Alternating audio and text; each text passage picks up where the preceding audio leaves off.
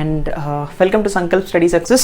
Friends, మనం last లెక్చర్లో communication యొక్క బేసిక్ ఎలిమెంట్స్ ఏంటో చూసాం కదా. ఒక కమ్యూనికేషన్ సిస్టంలో వాట్ ఆర్ బేసిక్ ఎలిమెంట్స్ అనేవి, రైట్? సో ఇప్పుడు మనం ఏం డిస్కస్ చేద్దాము అంటే టైప్స్ ఆఫ్ కమ్యూనికేషన్స్, దాని తర్వాత basic terminology that we use here. ఓకేనా?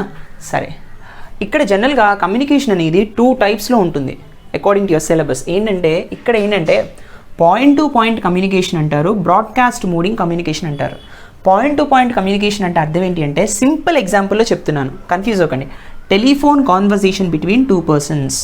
సపోజ్ మన ఇద్దరం టెలిఫోన్లో మాట్లాడుకుంటున్నాం అనుకోండి, నేను మాట్లాడిన మాట మీకు మాత్రమే వస్తుంది, ఇంకెవరికి వెళ్ళదు. అవునా కదా? మీరు మాట్లాడిన మాట నాకు మాత్రమే వస్తుంది, ఇంకెవరికి వెళ్ళదు. మన ఇద్దరి మధ్య ఇన్ఫర్మేషన్ ట్రాన్స్ఫర్ అనేది ఉంది. మీరు ఒక పాయింట్, నేను ఒక point, point to point communication అనమాట. దీన్నే ఈ పర్టికులర్ కమ్యూనికేషన్ అంటారు, పాయింట్ టు పాయింట్ కమ్యూనికేషన్. తర్వాత బ్రాడ్కాస్ట్ అంటే అర్థం ఏంటి అంటే సింపుల్ ఎగ్జాంపుల్ ఏంటంటే రేడియో అండ్ టెలివిజన్. రేడియోస్ ఉంటాయి కదా, ఇప్పుడంటే రేడియోస్ లేవనుకోండి, మొబైల్ ఫోన్లోనే అన్ని FM రేడియోస్ అనేవి వస్తున్నాయి. పూర్వకాలంలో రేడియోస్ ఉండేవి కొంతకాలం క్రితం.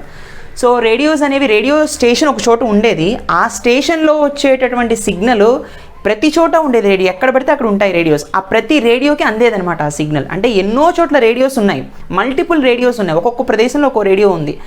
అన్ని రేడియోస్కి ఆ పర్టికులర్ సిగ్నల్ అనేది వెళ్తుంది అనమాట. అంటే ఒక పాయింట్ నుంచి మెసేజ్ అనేది డిస్ట్రిబ్యూట్ అవుతుంది ఎన్నో వాటికి. అవునా కదా?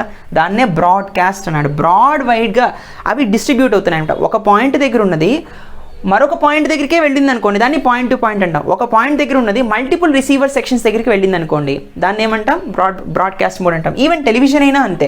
చూడండి, టెలివిజన్లో ముఖ్యంగా చాలామంది పర్టికులర్ ఛానల్కి 7:30 అయిందనుకోండి రాత్రిపూట, అందరూ ఒకే ఛానల్ ముందు ఒకే సీరియల్ చూస్తూ ఉంటారు. అవునా కదా?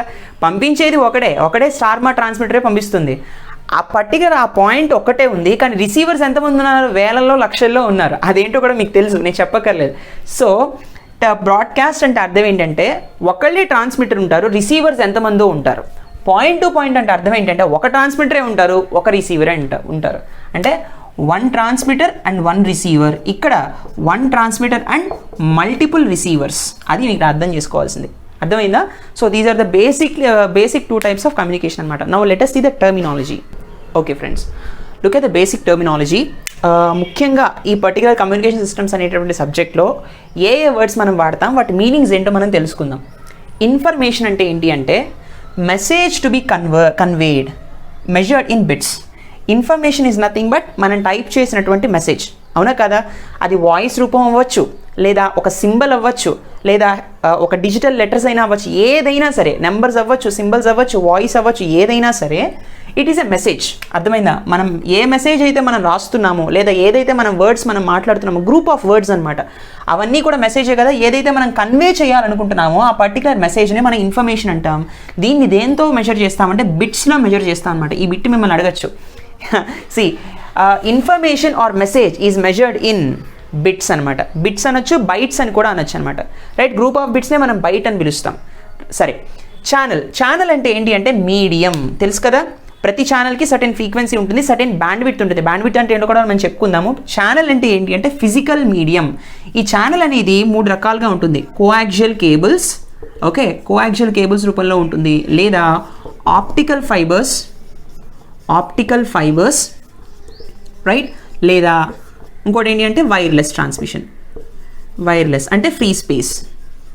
వైర్లెస్ అంటే ఫ్రీ స్పేసే కదా. ఇవి 2 వైర్డ్ కమ్యూనికేషన్స్ అనమాట. ఫ్రీ స్పేస్ అనేది వైర్లెస్ అనమాట. అర్థమైందా? ఛానల్ అనేది ప్రతి ఇంపార్టెంట్ అనమాట. అంటే ఇన్ఫర్మేషన్ని దేని గుండా ట్రాన్స్మిట్ చేస్తున్నామో, ఆ దేని గుండా అన్న వర్డ్ అన్నాను చూడండి, అదే that particular medium is called channel.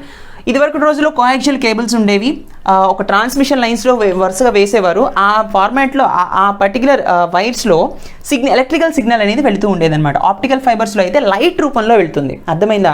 Optical ఫైబర్లో light వెళ్తుంది, కోయాక్సియల్ కేబుల్స్లో ఎలక్ట్రిక్ ఫార్మాట్ వెళ్తుంది, ఫ్రీ స్పేస్లో అయితే ఎలక్ట్రోమాగ్నెటిక్ వేవ్ వెళ్తుంది. అర్థమైందా? అంటే ఎవరు మన వాయిస్ని ఈ 3 రకాలుగా కన్వర్ట్ చేస్తున్నారు? కోయాక్సియల్ కేబుల్ పెట్టామనుకోండి, ఎవరు మన వాయిస్ని ఎలక్ట్రికల్ ఫార్మాట్లో కన్వర్ట్ చేస్తున్నారో చూడాలి. దట్ ఈస్ నథింగ్ బట్ ట్రాన్స్మిటర్లో ఉండేటటువంటి ట్రాన్స్డ్యూసర్, మాడ్యులేటర్. వీళ్ళిద్దరూ ట్రాన్స్డ్యూసర్ కన్వర్ట్ చేసినటువంటి ఆ ఎలక్ట్రిక్ ఫార్మాట్ని మాడ్యులేటర్ ఏం చేస్తుంది? ఫ్రీక్వెన్సీని పెంచుతుంది. అవునా కదా? ఆప్టికల్ ఫైబర్స్ అనుకోండి, నేను నా యొక్క వాయిస్ సిగ్నల్ని లైట్ ఫార్మాట్లో కన్వర్ట్ చేస్తుంది. ఎవరు కన్వర్ట్ చేస్తారు? లాగా ట్రాన్స్డ్యూసర్ కన్వర్ట్ చేస్తారు ఆప్టికల్ ఫైబర్ని కనుక మీడియం కింద వాడితే. ఫ్రీ స్పేస్ అనుకోండి ఎలక్ట్రోమాగ్నెటిక్ వేవ్ కింద కన్వర్ట్ చేస్తారు ఎవరు, ట్రాన్స్డ్యూసర్ అండ్ ఆ పర్టికులర్ మాడ్యులేటర్. అర్థమైందా? సో ఛానల్లో ఈ 3 టైప్స్ ఆఫ్ ఛానల్స్ ఉంటాయన్నమాట. అర్థమైందా? తర్వాత ట్రాన్స్మిటర్ అంటే మీకు తెలిసిందే, ఏదైతే మన ఇన్ఫర్మేషన్ని ప్రాసెస్ చేసి సిగ్నల్ కింద కన్వర్ట్ చేసి పంపిస్తుందో that is nothing but transmitter process the information. ఓకేనా? ఆ తర్వాత రిసీవర్, ఏదైతే ప్రాసెస్ చేసినటువంటి ఆ సిగ్నల్ని ఛానల్ గుండా వెళ్ళినప్పుడు ఏదైతే రిసీవ్ చేసుకుంటుందో దాన్ని రిసీవర్ అని అంటాం అనమాట, విచ్ రిసీవ్స్ ద సిగ్నల్. సరే, transducer, this is very very important. Transducer అంటే ఏంటి అంటే which changes energy from one form to another form. A device అయితే ఒక ఫార్మ్ ఆఫ్ ఎనర్జీని మరొక ఫార్మ్లోకి కన్వర్ట్ చేసేస్తుందో దాన్నే ట్రాన్స్డ్యూసర్ అంటారనమాట. అర్థమైందా? సింపుల్ ఒక ఎగ్జాంపుల్ చూడండి. ఐరన్ బాక్స్ చూడండి, మనం ప్లగ్ పెడతాం, అవునా కదా? ప్లగ్ పెట్టినప్పుడు స్విచ్ ఆన్ చేసామనుకోండి, లోపల నుంచి వచ్చేదేమో ఎలక్ట్రికల్ ఎనర్జీ, అవునా కదా? కరెంటే కదా దానిలో ఫ్లో అవుతుంది. ఆ ఎలక్ట్రికల్ ఎనర్జీని హీట్ ఎనర్జీగా మార్చేస్తుంది. వేడి ఎందుకు వస్తుంది? ఎలక్ట్రికల్ ఎనర్జీని ఆ ఐరన్ బాక్స్ లోపల ఉన్నటువంటి మెకానిజం ఏదైతే ఉందో అది ఎలక్ట్రికల్ ఎనర్జీని హీట్ ఎనర్జీగా కన్వర్ట్ చేస్తుంది అనమాట. అంటే ఒక ఫార్మ్ ఆఫ్ ఎనర్జీ మరొక ఫార్మ్లోకి కన్వర్ట్ అయిపోయిందా లేదా? ఆ simple iron box is nothing but transducer. అర్థమైందా? అలా ఎన్నో ట్రాన్స్డ్యూసర్స్ ఉంటాయి. మనం కమ్యూనికేషన్ సిస్టమ్స్లో కూడా ట్రాన్స్డ్యూసర్స్ని వాడతాం అనమాట. అంటే ఒక రకమైన మెకానిజం. ఇక్కడ మనకి ఏ మెకానిజం కావాలి? మన వాయిస్ కానీ మనం టైప్ చేసినటువంటి ఆ డిజిటల్ కోడ్స్ ఏవైతే ఉన్నాయో అవన్నీ కూడా మన సింబల్స్ కానీ గ్రూప్ ఆఫ్ వర్డ్స్ కానీ ఏమవ్వాలి? ఒక ఎలక్ట్రికల్ ఫార్మాట్లోకి కన్వర్ట్ అవ్వాలి అనమాట, ఒక వేవ్లోకి కన్వర్ట్ అవ్వాలి. అది ట్రాన్స్డ్యూసర్ చేసేటటువంటి పని. ఒక ఫార్మ్ ఆఫ్ ఎనర్జీని మరొక ఫార్మ్లోకి కన్వర్ట్ చేస్తుంది. ఐరన్ బాక్స్ ఎగ్జాంపుల్ ఏంటి? ఎలక్ట్రికల్ ఎనర్జీని హీట్ ఎనర్జీగా కన్వర్ట్ చేస్తుంది ట్రాన్స్డ్యూసర్. అర్థమైందా? ఐరన్ బాక్స్లో అయితే. సరే, సిగ్నల్ అంటే ఏంటి? సిగ్నల్ అనేది ఏం లేదు నాన్న, మన ఇన్ఫర్మేషనే in the form of electric current or else information in electric form. అర్థమైందా? సిగ్నల్ అంటే ఏంటి అంటే ఇన్ఫర్మేషన్ ఇన్ ఎలక్ట్రిక్ ఫార్మాట్. అర్థమైందా? సో నా యొక్క మెసేజ్, నా యొక్క వాయిస్ అనేది ఎలక్ట్రికల్ ఫార్మాట్లో ఉన్నప్పుడు దాన్నే మనం సిగ్నల్ అంటాం. సిగ్నల్ని సపోజ్ సింపుల్గా ఎలా చెప్పొచ్చు అంటే ఎమ్ ఆఫ్ టీ అని చెప్పొచ్చు మెసేజ్ సిగ్నల్ని. క్యారియర్ సిగ్నల్ అయితే మనం సి ఆఫ్ టీ అంటాం. మాడ్యులేటెడ్ సిగ్నల్ని ఎస్ ఆఫ్ టీ అంటాం. ఇవన్నీ అంటే ఏంటో చూద్దాం.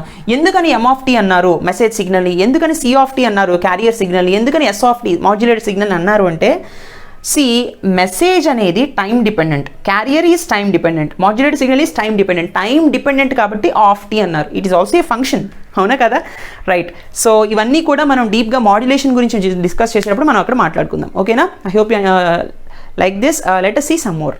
Okay friends, now let us see some more terminologies. చూడండి, నాయిస్ అంటే ఏంటి? నాయిస్ అంటే ఏంటి అంటే అన్డిజైర్డ్ సిగ్నల్, అంతే కదా? నేను మీతో మాట్లాడుతున్నాను అనుకోండి, నా వాయిస్ మాత్రమే మీకు కావాలి. నా వాయిస్కి మరొక సౌండ్ యాడ్ అయింది అనుకోండి, that is nothing but unwanted signal or else undesired signal. అది మీకు అవసరం లేదు. మనకు అవసరం లేని సిగ్నల్ ఏదైతే ఉందో దాన్ని సింపుల్గా నాయిస్ అని చెప్పుకోవచ్చు అనమాట. ఈ నాయిస్ అనేది ఎక్కడ యాడ్ అవుతుంది అంటే ఛానల్లో యాడ్ అవుతుంది. ఎందుకు యాడ్ అవుతుంది ఛానల్లో అంటే, సపోజ్ 3 టైప్స్ ఆఫ్ ఛానల్ అని చెప్పుకున్నాం కదా. ఒకటేమో కోయాక్సియల్ కేబుల్కి ఎలా నాయిస్ యాడ్ అవుతుంది అంటే, అది ఎలక్ట్రిక్ ఫార్మాట్లో వెళ్తున్నప్పుడు సపోజ్ ఆ కోయాక్సియల్ కేబుల్కి ఏవైనా కట్టింగ్స్ జరిగాయి అనుకోండి. సపోజ్ ఆ కేబుల్ అనేవి తెగిపోతూ ఉండొచ్చు కదా కొన్నిసార్లు, సైక్లోన్స్ వల్ల కానీ any other causes because of winds కానీ తెగిపోతూ ఉండొచ్చు. అప్పుడు పడినటువంటి ఆ తెగిపోవడం వల్ల కొన్ని వాటి వల్ల ఏమవుతుంది అంటే ఏదైనా పక్షులు వచ్చి వాలుతూ ఉండొచ్చు, దానివల్ల డిస్టార్షన్స్ వస్తాయన్నమాట. Right or not? సిగ్నల్ యొక్క లెవెల్ అనేది, స్ట్రెంత్ అనేది, ఆ సిగ్నల్ యొక్క ఒరిజినల్ ఫార్మేట్ అనేది మారిపోతూ ఉంటుంది. అర్థమైందా? ఆ తర్వాత కోయాక్సియల్ కేబుల్ కాకుండా ఆప్టికల్ ఫైబర్స్ చూసామనుకోండి. ఆప్టికల్ ఫైబర్కి ఎందుకు వెళ్తాము అంటే, కోయాక్సియల్ కేబుల్లో ఆ కేబుల్ వైర్ అనేది తెగిపోతూ ఉంటుంది, కానీ ఆప్టికల్ ఫైబర్ యొక్క పైన ఉండేటటువంటి కోర్ ఏదైతే ఉందో చాలా స్ట్రాంగ్గా ఉంటుందన్నమాట. రైట్? సో దాని లోపల లైట్ ఫార్మాట్లో ట్రాన్స్మిట్ జరుగుతుంది ఎలక్ట్రిక్ ఫార్మాట్ కన్నా. సో లైట్ వెళుతున్నప్పుడు దానిలో కూడా because of that attenuation happens. అంటే పైకి కిందకి ఏమవుతుంది అంటే లైట్ అనేది లోపలికి వెళుతూ ఉంటుంది. ఇట్లా ఉంటుంది కదా ఆప్టికల్ ఫైబరు, ఇలా కన్వర్ట్ అవుతూ ఉంటుంది అనమాట. లైట్ అనేది స్ట్రైట్ రెక్టిలినియర్ ప్రాపగేషన్, అవునా కదా? ఇలా వెళ్ళి తగిలినప్పుడు కొంత ఎనర్జీ లూజ్ అయిపోతూ ఉంటుంది. అలా వెళ్తున్నప్పుడు ఎనర్జీ లూజ్ అయిపోతున్నప్పుడు ఏమవుతుంది అంటే సిగ్నల్లో డిస్టార్షన్ వస్తుంది అనమాట. రైట్? ఆ తర్వాత ఫ్రీ స్పేస్ అనుకోండి. ఫ్రీ స్పేస్ అయితే ఇంకా చెప్పక్కర్లేదు. ఫ్రీ స్పేస్లో ఎలక్ట్రోమాగ్నెటిక్ వేవ్ వెళ్తున్నప్పుడు టెంపరేచర్ ఎఫెక్ట్స్ ఉంటాయి, విండ్ ఎఫెక్ట్స్ ఉంటాయి, తర్వాత డిఫరెంట్ లేయర్స్ ఉంటాయి కదా అట్మాస్ఫియర్లో. ట్రోపోస్ఫియర్, స్ట్రాటోస్ఫియర్, ఐనోస్ఫియర్, లిథియోస్ఫియర్, ఇవన్నీ ఏం చేస్తాయంటే అవి వాటి లేయర్స్ని క్రాస్ చేస్తున్నప్పుడు సిగ్నల్లో మార్పు వచ్చేస్తూ ఉంటుంది, సిగ్నల్ మీద ఎఫెక్ట్ చూపిస్తాయి అనమాట ఆ లేయర్స్ అన్నీ కూడా. ఎందుకంటే ఒక్కొక్క లేయర్లో ఒక్కో టైప్ ఆఫ్ గ్యాసెస్ ఉంటాయి, వాటి మాలిక్యూల్ స్ట్రెంత్స్ ఉంటాయి. కాబట్టి అవన్నీ ఏం చేస్తాయంటే సిగ్నల్ మీద వర్క్ చేసి బికాస్ ఆఫ్ టెంపరేచర్ వల్ల అవ్వచ్చు రకరకాల రియాక్షన్స్ జరిగిపోతాయి అనమాట. సో దానివల్ల కూడా నాయిస్ అనేది యాడ్ అవుతూ ఉంటుంది. అంటే ఒక రకంగా పంపించినటువంటి సిగ్నల్ మరొక రకంగా మారిపోతుంది. అందుకే జనరల్గా 2 టైప్స్ ఆఫ్ కమ్యూనికేషన్స్లో కాకుండా డిఫరెంట్ టైప్స్ ఆఫ్ కమ్యూనికేషన్స్ ఎలా ఉంటాయంటే అనలాగ్ కమ్యూనికేషన్, డిజిటల్ కమ్యూనికేషన్ అని చెప్తారు. సో జనరల్గా మనం అనలాగ్ అని చెప్తాము, ఇంకోటేమో డిజిటల్ కమ్యూనికేషన్ అని చెప్తాము. మీరు ఇంజనీరింగ్లో చదువుతారు ఇవి రెండు. సో అనలాగ్ కమ్యూనికేషన్ అంటే ఏంటి అంటే సిగ్నల్కి కంటిన్యూస్గా ఉంటుందన్నమాట. కంటిన్యూగా వేవ్ అనేది ప్రతి పాయింట్ టు పాయింట్, ప్రతి టైం ఇంటర్వెల్ దగ్గర మన సిగ్నల్ని చెప్పొచ్చు. అదే డిజిటల్ కమ్యూనికేషన్ అనుకోండి, అట్ పర్టికులర్ ఇన్స్టెంట్స్ ఆఫ్ టైం దగ్గర మాత్రమే సిగ్నల్ ఉంటుంది. అర్థమైందా? ఇది శాంప్లింగ్ అనేటటువంటి ప్రాసెస్ ద్వారా ఈ అనలాగ్ సిగ్నల్ని డిజిటల్ సిగ్నల్ కింద మారుస్తాం. అదేవిధంగా ఈ డిజిటల్ సిగ్నల్లో కేవలం జీరోస్ వన్స్ వీటిని మాత్రమే పంపిస్తారు. సిగ్నల్ ఇలా ఎన్కోడ్ చేసి ఒక వర్డ్కి, ఒక గ్రూప్ ఆఫ్ వర్డ్కి డిజిటల్ లెటర్స్ని ఎన్కోడ్ చేసి ఛానల్ గుండా పంపిస్తాం అనమాట. డిస్టార్షన్ వచ్చిందనుకోండి, 0 1 కానీ 1 0 కానీ కాస్త అలా కన్వర్ట్ అయిపోతూ ఉంటుంది. దాన్నే డిస్టార్షన్ అంటాం, దాన్నే నాయిస్ అని కూడా అంటాం. రైట్? సో ఇవన్నీ మనం తర్వాత డిస్కస్ చేద్దాం. So that is what about noise here. తర్వాత అటెన్యువేషన్. అటెన్యువేషన్ అంటే ఏంటి అంటే సిగ్నల్ దాని యొక్క స్ట్రెంత్ని కోల్పోతుంది. ఆ ప్రాసెస్ని అటెన్యువేషన్ అంటారు. అంటే loss of strength of signal తన యొక్క స్ట్రెంత్ని కోల్పోవడమే అటెన్యువేషన్. ఈ అటెన్యువేషన్ ఎందుకు జరుగుతుంది, ఎక్కడ జరుగుతుంది అటెన్యువేషన్? ఛానల్లో జరుగుతుంది అనమాట. Because of different effects of temperature, wind or something ఈ అటెన్యువేషన్ అనేది జరుగుతుంది అనమాట. తర్వాత యాంప్లిఫికేషన్ అంటే ఏంటి అంటే సింపుల్గా చెప్తాను. మన మొబైల్ ఫోన్లో వాల్యూమ్ పెంచుకుంటామా లేదా వాల్యూమ్ తగ్గించుకుంటాం. వాల్యూమ్ పెంచుకోవడానికి ఎవరు పెంచుతున్నారు అంటే మనం జస్ట్ బటన్ ప్రెస్ చేస్తాం. అంటే లోపల యాంప్లిఫైయర్ అనేటటువంటి ఒక డివైస్ ఉంది. ఆ డివైస్ ఏం చేస్తుందంటే సిగ్నల్ యొక్క స్ట్రెంత్ని పెంచుతుంది అనమాట. రైట్? అంటే యాంప్లిఫైయర్ ఏం చేస్తుందంటే యాంప్లిఫికేషన్ చేస్తుంది అనమాట. Process of increasing the strength of a signal. అర్థమైందా? ఏదైతే సిగ్నల్ యొక్క స్ట్రెంత్ని పెంచుతుందో ఆ పర్టికులర్ డివైస్ని ఏమంటామంటే యాంప్లిఫైర్ అంటాం. ఆ ప్రాసెస్ని యాంప్లిఫికేషన్ అంటాం అనమాట. రైట్? తర్వాత రేంజ్ అంటే ఏంటి అంటే maximum distance from source to receiver. అంటే సిగ్నల్ ఎంతవరకు వ్యాపించింది, రేంజ్ని వ్యాప్తి అంటారు. అవునా కదా? అంటే అది మనం గ్రాఫ్స్లో, ట్రిగ్నోమెట్రిక్ ఫంక్షన్స్ గ్రాఫ్స్లో కూడా మనం చూస్తాం రేంజ్ అంటే ఏంటో. సిగ్నల్ రేంజ్ అంటే మనం y యాక్సిస్లో చూస్తాం కదా, -∞ నుంచి +∞ వరకు. సైన్ కాస్ అయితే +or-1. అవునా కదా? అంటే -1 నుంచి 1 వరకే ఉంటుంది. అంటే దాని యొక్క రేంజ్ అనమాట, ఎంతవరకు వ్యాపించగలదు. Right or not? Maximum distance from source to receiver, signal ఎంతవరకు వెళ్ళగలదు, దాని యొక్క రేంజ్. తర్వాత రిపీటర్స్ అనేవి సర్టెన్ పాయింట్స్ దగ్గర ఉంటాయన్నమాట. సపోజ్ నేను ఇక్కడ ఉన్నాను యునైటెడ్ స్టేట్స్లో, సపోజ్ అమెరికాలో నా ఫ్రెండ్ ఉన్నాడు అనుకోండి. ఇక్కడి నుంచి డైరెక్ట్గా వెళ్ళిపోదు సిగ్నల్, రిపీటర్స్ ఉంటాయి మధ్యలో. అంటే సిగ్నల్ మధ్యలో అటెన్యువేషన్ జరుగుతుందని చెప్పాను కదా, because of the channel. Signal ఎప్పుడైతే ఎట్ సర్టెన్ పాయింట్కి రీచ్ అయ్యేటప్పటికి సిగ్నల్ ఏమవుతుందంటే అటెన్యువేషన్ జరుగుతుంది, సిగ్నల్ యొక్క స్ట్రెంత్ తగ్గిపోతుంది. మళ్ళీ సిగ్నల్ యొక్క స్ట్రెంత్ పెంచాలి అంటే రిపీటర్ కావాలి. మళ్ళీ ఆ రిపీటర్లోకి వెళ్ళి మళ్ళీ సిగ్నల్ యొక్క స్ట్రెంత్ పెరిగి మళ్ళీ కొంత దూరం వెళుతుంది, మళ్ళీ సిగ్నల్ స్ట్రెంత్ కోల్పోతుంది. రైట్? ట్రావెల్ చేస్తున్నప్పుడు మళ్ళీ ఇంకో రిపీటర్ కావాలి, మళ్ళీ అది సిగ్నల్ స్ట్రెంత్ని పెంచాలి. అంటే అట్ పర్టికులర్ పాయింట్స్ వాళ్ళు ఏం చేస్తారంటే రిపీటర్స్ని పెట్టుకుంటారనమాట. ఈ కమ్యూనికేషన్ సిస్టంలో these plays a very important role. Repeaters అనేవి అసలు ఇవి లేకపోతే చాలా కష్టం. So these are the devices which increases the range of communication. అలా ఎంత దూరం అయినా మన రేంజ్ని మనం పెంచుకుంటూ ఉండొచ్చు. Right or not? ఆ తర్వాత బ్యాండ్విడ్త్ అంటే ఏంటి? ఇది అసలు ఒక పెద్ద కాన్సెప్ట్. బ్యాండ్విడ్త్ అంటే చాలా మాట్లాడుకోవాలి మనం.